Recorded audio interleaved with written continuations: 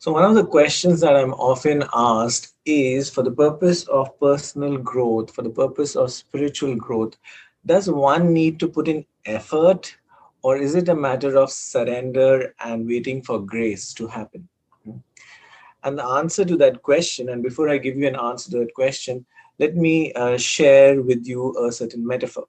And the metaphor is, if you want to see your reflection in the mirror, what do you need to do? You need to just place yourself in front of the mirror and you can see a reflection. But what if the mirror is very dirty, filled with or covered with grime and dust, and you're not able to see a reflection in the mirror? And then what would you want to do? You'll need to first clean the mirror, which means you'll have to take some effort to really clean the mirror. And once the mirror is clean, then you need to stop moving your hand, and then no more effort is needed. And once the mirror is clean and sparkling, the reflection is visible on its own. You don't need to put in effort to see a reflection. So why I'm giving you this metaphor of mirror and seeing your reflection? Because spiritual growth is essentially a journey in seeing your true self.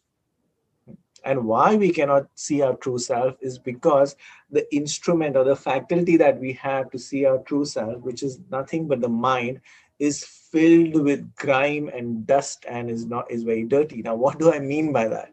Or rather, it's impure.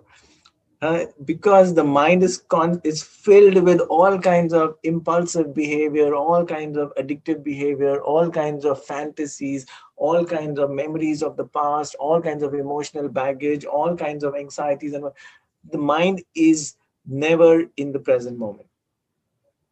So this mind needs to really be clean, because your reflection of your true self is in the present moment. It's not in the past, and neither it's in the future. So what you need to do to clean your mind is you need some kind of a spiritual practice.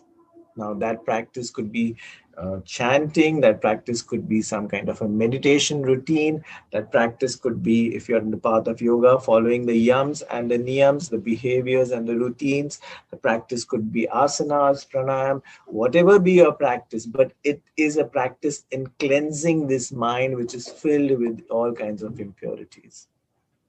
And once you have done your practice, a time will come where naturally circumstances will make you drop that practice, and or rather it will not be so rigorous and effortful.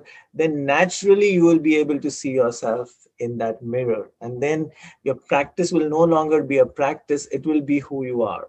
From meditation practice, you will move on to meditativeness. And that will be the way you see yourself.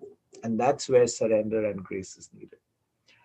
So another metaphor, if I have to use, is like, imagine that if you want to go to sleep, then you need to put in effort in making a nice bed. You need to dim the lights or close the lights. You need to make the condition conducive for having good sleep.